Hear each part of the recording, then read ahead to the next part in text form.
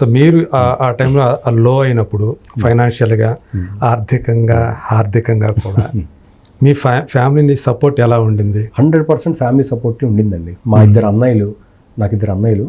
So మా అన్నయ్యలే నాకు మేజర్గా సపోర్ట్ చేశారు ఆ టైంలో. ఓకే. అండ్ ఆల్సో మా వైఫ్ అనేది ఎప్పుడైనా కూడా ఇంట్లో మనం వెళ్ళేసరికి ఎండ్ ఆఫ్ ద డే మనకి సపోర్ట్ లేకపోతే మనం అసలు కంట్రోల్లో ఉండవండి. అవును. సో ఇంటికి వెళ్ళిన తర్వాత ఫైనల్ స్టేజ్ ఎవరైనా ఇంటికి వెళ్ళాలి రాత్రికి. సో అక్కడికి వెళ్ళిన తర్వాత ఏ ప్రాబ్లం వచ్చినా కలిసి ఫేస్ చేద్దాం అని ధైర్యం ఇవ్వటం అనేది నిజంగా నా అదృష్టం. అలాంటి వైఫ్ నాకు దొరికింది. సో ఆ విషయంలో ఐఎమ్ వెరీ వెరీ హ్యాపీ. ఇంట్లో మనశ్శాంతి కనుక లేకపోతే బయట కూడా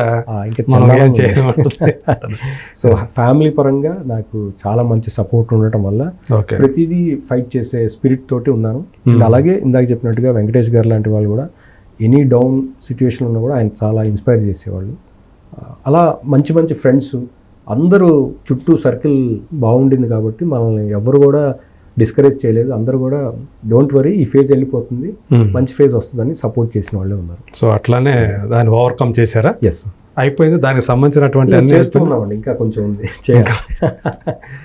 దీనికి అంటే మనం చేసింది చిన్న అటెంప్ట్ కాదు కదండి. సినిమా అనేది పెళ్లి కన్నా పెద్దది నా విషయంలో. పెళ్లి హ్యాపీగా చేయొచ్చు, వేలలో లక్షల్లో అయ్యేది కాదు కదా, కోట్లు పెట్టాలి. సో అందుకని టైం పడుతుంది. బట్ ఎనీవేస్, ఎంత పోగొట్టుకున్నారండి?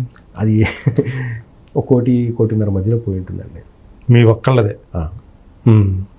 సరే, ఎండ్ ఆఫ్ ది డే ఏం జరిగినా అది మనం ఫేస్ చేయాలి కాబట్టి ఆ ఫేసింగ్ స్లోగా మనం రికవర్ అవుతాం అంతే. దానికోసం మనం ఆ టైంలో కొన్ని మన సొంత ఏవైతే మనం అనుకుంటాం అవన్నీ సాక్రిఫైస్ చేయాలి, కొన్ని వదిలేసుకోవాల్సి వస్తుంది. ఎందుకంటే ఆర్థికంగా ఇబ్బందులు ఉన్నప్పుడు అవి అంటే అప్పుడు దాకా మీరు ఏదైతే ఒక లైఫ్ స్టైల్గా అలవాటు పడి ఉంటారో ఇది ఆ ఎఫెక్ట్ అనేది చూపించిందండి డెఫినెట్గా. ఎందుకంటే ప్రతిదీ మనం అనుకున్నట్టుగా ఉండదు. ఎండ్ ఆఫ్ ద డే ఒక్కోసారి మీరు అన్నట్టు సాక్రిఫైస్ చేయాలి, లేదా కాంప్రమైజ్ అవ్వాలి. అంతవరకు మనం ఇదే కరెక్ట్ అనుకున్నప్పుడు అది కరెక్ట్ కాకపోవచ్చు. సో నిజంగా కాంప్రమైజ్ అవ్వడానికి, సాక్రిఫైస్ చేయడానికి సిద్ధపడాలి మనిషి. ఎందుకంటే డౌన్ఫాల్ ఉన్నప్పుడు కూడా నేను కాంప్రమైజ్ అవ్వను అంటే అందరికీ వర్కౌట్ అవ్వకపోవచ్చు, కొద్ది మందికో వర్కౌట్ అవ్వచ్చు నేను ఇలాగే ఉంటాను అనేది. బట్ మనం ఏంటంటే అంటే what I mean to say అప్పటిదాకా ఇంకా సీరియల్స్ చేయకూడదు అనుకున్న నేను మళ్ళీ సీరియల్స్ చేయడం మొదలుపెట్టాను. ఓకే. సినిమాలు ఇంకా అదే సినిమాల్లోకి వెళ్ళిపోదాం అనుకున్నాను నేను, మళ్ళీ సీరియల్స్ చేయడం తీసుకున్నాను. నాకు ఇంకా వేరే ఆప్షన్ లేదు కదా. నేను సినిమాలే చేస్తానని కూర్చుంటే మరి మనకి. అంటే మీరు నరసింహపురం చేసేటప్పుడు సీరియల్స్ కూడా మానేశారా మొత్తం? ఆల్మోస్ట్ మానేశానండి. ఓకే. అంటే ఆ ఇన్కమ్ ఆగిపోయినట్టే? ఆ ఇన్కమ్ ఆగిపోయింది. దాదాపు సీరియల్ నుంచి వచ్చే ఇన్కమ్ 4 ఏళ్ళు ఆపేసుకున్నాను నేను. నరసింహపురం ముందు ఒక 1 year, అది అయిపోయిన తర్వాత 2 years, కరోనా మధ్యలో ఒక 2 years ఎలాగపోయింది. ఆల్మోస్ట్ 4 years మనం వితౌట్ ఇన్కమ్ మనం పనిచేసినట్టే వాస్తవం. ఓకే. ఎందుకంటే మనకి బ్యాక్గ్రౌండ్ లేదు, మనకు సపోర్ట్ లేకుండా ఒక రిస్క్ చేసాం, హై రిస్క్ చేసాం. ఆ హై రిస్క్ వాల్యూ అనేది రిజల్ట్ వచ్చిన తర్వాత తెలుస్తుంది. అవును. సో ఆ రిజల్ట్ కొట్టింది. కొట్టడం వల్ల it's a very big lesson. That's what. నేనేంటంటే నాలాగా ఎవరైతే ఎంతూజియాస్టిక్గా చేద్దాం అనుకునే వాళ్ళకి నేను సలహా అనుకోవచ్చు, లేకపోతే ఒక సజెషన్ అనుకోవచ్చు. మనం ఫ్యూచరిస్టిక్ ప్లాన్ లేకుండా ఇందులో కూడా కాలు పెట్టకూడదు. పెడితే ఎఫెక్ట్ ఫైనాన్షియల్గా అస్సలు చేయకూడదు. మనం ఇది పోయినా పర్వాలేదు అనుకుంటేనే దిగాలి. ఇది పోయినా నాకేం పర్లేదు అనుకుంటే ధైర్యంగా చేయొచ్చు ఎవరైనా ఏదైనా. అదే అంటే నేనేంటంటే మనకు తెలిసిన విద్య ఇది ఒకటే, మనకు తెలిసిన ఫీల్డ్ ఇది ఒకటే అనే ఇదితో సరే గట్టి ప్రయత్నం చేసాం. అదే మీరు నమ్మారు. మీరు కానీ శ్రీరాజ్ కానీ నమ్మారు. కానీ మీ స్నేహితులు ఉంటారు కదా, వాళ్ళు చెప్పే ఉంటారు కదా మీకు కొంతమంది. ఎప్పుడంటే లాస్ట్ లో వచ్చేసరికి చెప్పారు. మొదట్లో నేను ఎవరి సలహా యాక్చువల్ తీసుకోలేదు. ఓకే. అంటే నేను సినిమా చేస్తున్నట్టు కూడా చాలా మందికి ఆల్మోస్ట్ ప్రొడ్యూస్ చేస్తున్నట్టు తెలియదు. అందరూ ఏమనుకున్నారంటే ఎవరో ప్రొడ్యూసర్ వచ్చాడేమో చేస్తున్నాడు, హీరోగా చేస్తున్నాడు, మంచిదే అనుకుని ఉంటారు కదా ఎవరైనా. అంతే కదండి. ఇప్పుడు నాకు అంతవరకు తెలిసింది అనుకోండి, కానీ ఈ సినిమా సక్సెస్ అవ్వాలని చెప్పి అట్లా ఒక మంచి మాట చెప్పుకుంటాం అంతే. సో అందరూ అలాగే అనుకున్నారు. చివరికి నేను కూడా ఉన్నాను సరే, ఎందుకు అలా చేసావు అసలు మిస్టేక్ ఒకటండి. ఎండ్ ఆఫ్ ది డే మన అనుకునే వాళ్ళు ఏంటంటే మనం బాగుంటే వాళ్ళు హ్యాపీగా ఉంటారు. కాకపోతే ఎప్పుడు రిజల్ట్ దెబ్బతిందో ఆ టైంలో అసలు నువ్వు నాకు చెప్పుంటే నేను ఇచ్చేవాడిని సలహా చాలామంది అంటారు. కానీ అది నేను తీసుకున్న నిర్ణయం కాబట్టి నేనే దానికి బాధ్యుడిని. కానీ మనం నిర్ణయం తీసుకునే తప్పైనా ఒప్పైనా మన పక్క నుండి పోన్లే ఫ్యూచర్ బాగుంటుంది అనేవాళ్ళు నిజమైన స్నేహితులు. అలాంటి వాళ్ళు ఉండటం వల్ల నా ఫ్యామిలీ మెంబర్స్ కావచ్చు, నా చుట్టూ ఉన్న కొంతమంది స్నేహితుల వల్ల కావచ్చు, గురువు కావచ్చు, మా గురువు గారు కావచ్చు. సో మనం ఇంకా ఫైట్ చేస్తున్నాం, సర్వైవల్లో ఉన్నాం ఇంకా. సో పైగా మీకు 3 పాపలు కూడా. అప్పుడు చదువుతూ ఉండండి, మామూలుగా చదువుతున్నారు స్టిల్ దే. సో అది ఎఫెక్ట్ కాలేదా వాళ్ళకి? అంటే దానికి ఎఫెక్ట్ అంటే చెప్పాను, ఇంట్లో అన్నయ్యలు వాళ్ళు ఉన్నారు కాబట్టి ఎడ్యుకేషన్ పరంగా ఏం ఎఫెక్ట్ అవ్వలేదు లేండి. అదే లైక్ ఎవ్రీథింగ్ మనం ఏదో ఒక రకమైన ఆప్షన్ ఆల్టర్నేట్ పెట్టుకుంటాం కాబట్టి. బికాస్ అయితే మీ పెయిన్ వాడు చూస్తూ ఉంటుంటారుగా ఖచ్చితంగా. చూశారు, చూస్తున్నారు. కాకపోతే వాళ్ళు కూడా సరే ఒక ప్రయత్నం చేశాడు నాన్న, వాళ్ళు తెలుసుకుంటారండి ఫ్యూచర్లో. ఆ రోజుల్లో మా నాన్న ఇలా చేయటం వల్ల ఇది అయింది కాబట్టి నేను ఇంకా జాగ్రత్తగా ఉండాలని వాళ్ళకి ఒక లెసనే. మన వల్ల మనం దెబ్బతిన్నా చూసి అబ్జర్వ్ చేస్తే చాలా మందికి అది ఒక లెసన్ అవ్వచ్చు. అమ్మో ఇలాంటి వాళ్ళకి ఇలా అయితే మనం జాగ్రత్తగా ఉండాలి అని అలర్ట్ అవుతారు. సో మనం మనం లెసన్ తీసుకున్నది 10 మందికి ఉపయోగపడితే ఓకే అని మనం హ్యాపీ ఫీల్ అవ్వాలి తప్ప నేను 10 మందికి లెసన్ అయిపోయినాయి అనుకోకూడదండి. కూడా మనం పాజిటివ్ గానే ఆలోచించాలి. నేను ఒకవేళ సక్సెస్ అయి ఉంటే అదే 10 మంది ఇంకోలాగా మాట్లాడేవాళ్ళు. అవును. సో ఫెయిల్యూర్ అయినా సక్సెస్ అయినా ఇట్స్ హ్యాపెనింగ్, లైఫ్లో ఒక హ్యాపెనింగ్ అది అంతే. కరెక్ట్. బట్ ఆ హ్యాపెనింగ్ అయిన తర్వాత నువ్వు దాన్ని ఎలా ఫేస్ చేసావు అనేది ఇంపార్టెంట్. నువ్వు దాన్ని ఎదుర్కొన్నావా ధైర్యంగా, లేదా పారిపోయావా? ఈ రెండిట్లో ఒక ఆప్షన్ ఉంది. ధైర్యంగా ఎదుర్కొన్నప్పుడు ఏమవుతుందంటే లైఫ్ మళ్ళీ కొత్త దారి చూపిస్తుంది ఎక్కడ ఒక చోట. కరెక్ట్. సో వదలకుండా మనం అలా స్టిక్ అయి ఉండాలంతే. దట్స్ వాట్ పెద్ద పెద్ద వాళ్ళు చెప్పినా కూడా మనం వాళ్ళలో చెప్పిన దాంట్లో పాజిటివ్ తీసుకున్నా కూడా మనం నేర్చుకోవాల్సింది అది. సో మొత్తానికి అది మీకు అంటే ఫ్యూచర్లో మళ్ళీ అంటే అది ఆ లెసన్ ఏదైతే మీరు అప్పుడు నేర్చుకున్నారో అంటే మళ్ళీ సినిమాల్లోకి రాకూడదనే నిర్ణయానికి వచ్చిందా, లేకపోతే మళ్ళీ మనం బౌన్స్ బ్యాక్ అవ్వగలమని? నేను నేర్చుకుంది ఒకటేనండి, నేను నా నుంచి ₹1 కూడా పెట్టి ఇన్వెస్ట్మెంట్ చేయను. ఓకే, చేయకూడదు. బయట బిజినెస్ అయినా కూడా. సో అంటే మన చేతుల్లోంచి పెట్టి రిస్క్ తీసుకునే చేయమండి. ఇప్పుడు నేను ఒక యాక్టర్గా మీరు ఒక ప్రొడ్యూసర్ పిలిస్తే చేస్తా, అక్కడ అయిపోయింది. నేను మీకు సర్వీస్ చేస్తాను, మీరు నాకు ఇన్కమ్ ఇస్తారు, అంతే ఉండాలి తప్ప మీ దాంట్లో నేను కూడా ఇన్వెస్ట్ చేసేస్తానండి, మనం కలిసి చేద్దాం, ఇది లేదండి. అయిపోయింది, అది నేర్చుకున్న పాఠం. అదే. సో మనకి అంటే ఇందాక చెప్పినట్టుగా మనం అది వేలు పెట్టకున్నటువంటి రంగం అది అంతే. ఒకవేళ ఇది నేను వేలు పెట్టినా నాకు పోయేది ఏమి లేదు అంటే చేయొచ్చు. కానీ నేను ఆధారపడేది ఇదే అయి ఉన్నప్పుడు అది చేయకూడదు, రిస్క్. ఓకే.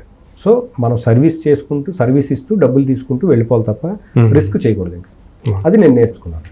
సో ఇప్పటికీ దాని నుంచి ఇంకా పూర్తిగా బయటపడలేదు అయితే అంతే. ఆర్థిక పరంగా చూసుకున్నప్పుడు దానికి సంబంధించినటువంటి వడ్డీలో కట్టుకుంటూ వస్తున్నారు. సో ఇప్పుడు మీ ఫ్యామిలీలోకి వస్తే మీ అందరికంటే అన్నదమ్ములు మీరే ముందు పెళ్లి చేసుకున్నారంటే అందరికంటే చిన్నవాళ్ళు అయ్యండి. అది అవునండి, నాది లవ్ మ్యారేజ్ అయింది. సో అన్నయ్యలు ఇద్దరు అప్పుడు ఇంకా ఎడ్యుకేషన్ అయిపోవచ్చి జాబ్లు స్టార్ట్ చేశారు. నాకు అప్పుడే పీజీ అయిపోయింది, నేను అప్పుడే టెలివిజన్ రంగంలో జస్ట్ అడుగు పెడుతున్నాను. ఓకే. నాది అప్పుడు లవ్ మ్యారేజ్ 10th క్లాస్లో. 23 ఏళ్ళు ఉంటాయి అప్పటికి. 23 ఏళ్ళు కరెక్ట్. 23 ఏళ్ళకి నాకు మ్యారేజ్ అయింది. ఓకే. 10th క్లాస్ లవ్ చేశాను. అప్పటి నుంచి ఆ అమ్మాయినే అనుకుని ఆ అమ్మాయినే చేసుకున్నాను. లక్ష్మి. అవునండి. సో అదొక మంచి ఎక్స్పీరియన్స్. అండ్ దానివల్ల ఇంట్లో కూడా ఒక విచిత్రమైన వాతావరణం ఉంటుంది కదా ఆ టైంలో. ఆ ఫాదర్ ఫస్ట్ ఆశ్చర్యపోయారు, అమ్మ అందరూ ఆశ్చర్యపోయారు. కాబట్టి మా బావ ఉండి వాడు ఇష్టపడ్డాడు, ఇంకా ఎప్పటికైనా చేసుకోవాలి కదా, వీళ్ళు ఇప్పుడే చేసుకునేటట్టు లేరు, వీళ్ళు సెటిల్మెంట్ ఇదే అంటున్నారు. అంటే మా మిస్సెస్ అప్పటికి రైల్వే జాబ్ చేసేది. సో వాళ్ళు అప్పుడు, ఇప్పుడు కాదండి. అయితే వాళ్ళు ఇచ్చిన సలహా ఏంటంటే మా బావ వాళ్ళు, ఇప్పుడు వీడు ఇప్పుడిప్పుడే ఇండస్ట్రీకి వెళ్ళి ట్రై చేస్తున్నాడు, ఆ అమ్మాయి ఆల్రెడీ జాబ్ ఉంది, ఒక సెక్యూరిటీ అయితే ఉంది కదా, ఇద్దరు ఇష్టపడుతున్నారు, చేసుకుంటే ఏముంది, ఆ అమ్మాయి సపోర్ట్ ఉంటుంది, ఎట్లాగో ఇష్టపడ్డారు కాబట్టి. సో ఎందుకు తర్వాత ఎప్పుడు అయ్యేది, ఇప్పుడు చేసుకుంటే. పైగా మా మిస్సెస్ వాళ్ళ సైడ్ నుంచి వాళ్ళ అమ్మమ్మ గారు వాళ్ళకి కొంచెం ఏదో సినిమాలో లాగానే ప్రాబ్లమ్స్, ఆవిడ ఎక్కువ రోజులు బతకదు, చనిపోయే లోపల పెళ్లి చూడాలి, ఉన్న ఒక్క కూతురు, సెంటిమెంటల్ వాతావరణం అంతా అయ్యి ఆ పెళ్లి జరిగింది. అటు సైడ్ నుంచి అటు ఉండటం వల్ల మీరు కూడా అంతే చేసేసుకున్నాం. మీకు కొంచెం ఇబ్బందిగా ఉంటుంది, నాకంటే ఇంట్లో. నేను అప్పటికి చెప్పాను, అట్లీస్ట్ ఒక పెద్దన్నయ్యకి అయ్యే వరకు ఆగుదామని చెప్తే అవతల ప్రెషర్ వచ్చేసింది, అవతల నుంచి వాళ్ళ ఫ్యామిలీ నుంచి. ఎందుకంటే ఒక ఏజ్ వచ్చిన తర్వాత మా మిస్సెస్ది నాది ఒకటే ఏజ్. సో ఒక ఏజ్ వచ్చి ఇష్టపడ క్లాస్మేట్స్ అంటే రైల్వే కాలనీలో ట్యూషన్ మేట్స్, ఒకే ట్యూషన్ లో. అక్కడ ఇంకా ఎలాగో చేసుకుంటా అన్నప్పుడు ఎందుకు ఆలస్యం చేసేసుకోని వాళ్ళు. నేనేమో నాకు చాలా ఇబ్బంది అనిపించింది నిజంగా, అన్నయ్యలు ఇద్దరు నేను చేసుకోవటం ఏంట్రా స్వామి, కనీసం ఒక 5 ఏళ్ళు 3 ఏళ్ళు ఆగుదామంటే కూడా వాళ్ళు వినలేదు. Okay. End of the day రాసి ఉన్నప్పుడు మనం ఏం చేయలేం కదా, అదే. అది అలా తన్నుకుంటూ వచ్చింది, అయిపోయింది అనమాట. ఫస్ట్ నాకే మ్యారేజ్ అయింది. ఓకే. సో మీ కెరీర్ విషయంలో కానీ మీ వ్యక్తిగతంగా కానీ మీకు లక్ష్మి గారి సపోర్ట్ అనేది, లక్ష్మి గారి గురించి చెప్పాలంటే ఏం చెప్తారు? ఒక దేవత అండి, అంతే. ఒక వర్డ్లో చెప్పాలంటే దేవత. ఎందుకంటే నేను ఇండస్ట్రీకి వచ్చినప్పుడు తను రైల్వే జాబు, తర్వాత తను వాస్తవంగా ఈ రోజుకి జాబ్ చేసి ఉంటే బాగా మంచి ఇన్కమ్ ఉండేది. ఓకే. కానీ ఫ్యామిలీ కోసం, పిల్లలు పుట్టిన తర్వాత పిల్లల కోసం జాబ్నే సాక్రిఫైస్ చేసింది తను. ఓకే. బట్ చాలామంది తనంతట తానే వద్దనుకున్నారా? తానే వద్దనుకుంది. ఓకే. అంటే చాలా మంది ఏమనుకుంటారంటే మీరు మానిపించేశారా, మీరు వద్దన్నారా అని అంటారు. పెళ్లి అంతే ఏమంటారు, పెళ్లి తర్వాత వద్దన్నారా, ఇష్టం లేదా మీకు ఆమె జాబ్ చేయటం? ఎందుకంటే నేను మా ఇంట్లో ఫస్ట్ పెళ్ళయింది, నేను అన్నయ్యలతో పాటు ఉండలేను. ఎందుకంటే వాళ్ళు మాకన్నా పెద్దవాళ్ళు, వాళ్ళతో పాటు ఒకే ఫ్యామిలీ అట్లా ఉండలేము. నేను కొత్తగా పెళ్ళి, తను ఎట్లాగో ఒక రైల్వే జాబ్ చేస్తున్నప్పుడు మేము ఒక చోట ఉండేవాళ్ళం. ఓకే. సో పెళ్ళైన తర్వాత మీరు సపరేట్ వెళ్ళిపోయారు. సో ఇంకా అప్పటి నుంచి డిసైడ్ అయింది ఏంటంటే, ఇంకా సరే ఏదైతే జరిగింది కాబట్టి మనం లైఫ్ని ధైర్యంగా తీసుకోవాలని ముందుకు వచ్చాం. తను ప్రతి విషయంలో కూడా అప్పుడు కూడా సపోర్టివ్గా ఉండింది. నాకు ఎప్పటికీ లైఫ్ లాంగ్ పర్మనెంట్ దేవత అనమాట. ఓకే. అంటే మీరు మామూలుగా ఆర్టిస్టులు అంటే మీ మీద చాలా చాలా వస్తూ ఉంటాయి కదా, ఇవన్నీ మరి ముందే అవగాహన ఉందా? ముందు లేకపోయినా మధ్యలో అవగాహన వచ్చిందండి. ఎందుకంటే ఇప్పుడు ఇండస్ట్రీ అనేది ఇలా ఉంటుందనేది వాళ్ళకు కూడా ఫస్ట్లో తెలియదు కదా. రన్నింగ్లో తెలుస్తూ ఉన్నప్పుడు ఓకే ఇది ఇలా ఉంటుంది, ఇది ఇలా అని వాళ్ళు కూడా అర్థం చేసుకుని, అంత అర్థం చేసుకుంది కాబట్టి నాకు నిజంగా ప్రతి విషయంలో సపోర్టివ్గా ఉండగలిగింది. అంటే నేను ఎంత చెప్పినా తక్కువేనా గురించి? వాళ్ళు చేసిన సాక్రిఫైస్ల ముందు ఆడవాళ్ళు మనం చేసేది చాలా తక్కువ అవుతుంది. మగవాడు ఏంటంటే ఓకే భారం మోస్తాడు, బయట తిరుగుతాడు, అన్ని రకాల కష్టాలు పడతాడు. కానీ ఇంట్లో ఆడవాళ్ళు ఏంటంటే ఒక పిల్లల్ని తీర్చిదిద్దాలి, ఫ్యూచర్ జనరేషన్ అందించే బాధ్యత వాళ్ళకు ఉంటుంది. దానికోసం కష్టాలను వాళ్ళు చెప్పుకోకుండా దాచిపెట్టుకుంటారు. దానికోసం వాళ్ళు వాళ్ళ కెరీర్నే క్లోజ్ చేసేయటం అంటే మామూలు సాక్రిఫైస్ కాదు అది. సో తను జాబ్, అది కూడా సెంట్రల్ గవర్నమెంట్ జాబ్ వదిలేసుకుంది పిల్లల కోసం. ఓకే. సో అల్టిమేట్గా ఇంకా ఎండ్ ఆఫ్ ద డే మీరు అప్పుడు అనలేదా ఎందుకు జాబ్ మానేయడం? నేను మామూలుగా ఎందుకు ఇంకో కొన్ని రోజులు ఆగితే, యాక్చువల్గా తనకి ఆన్లైన్ సర్వీసెస్ జాబ్ లాగా ఉండేది, అంటే టికెట్ ఇష్యూయింగ్ అదంతా.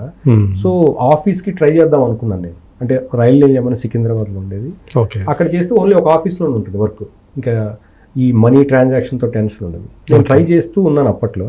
కానీ తను లేదు ఇంకా చాలు, మీరు ఎట్లాగో మంచిగా చేస్తున్నారు కదా అని, ఇన్కమ్కి పెద్ద ఇబ్బంది లేదు కదా, నా మీద నమ్మకంతో ఇంకా ఏం కాదు, పిల్లలు ఇంపార్టెంట్.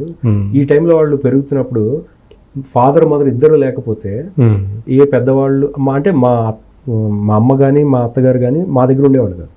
సో ఇంకా మేము ఒక పని అమ్మాయికి పిల్లల్ని వదిలేసి వెళ్ళటం అనేది తప్పు అని తన ఉద్దేశంలో మనమే చూసుకోవాలి.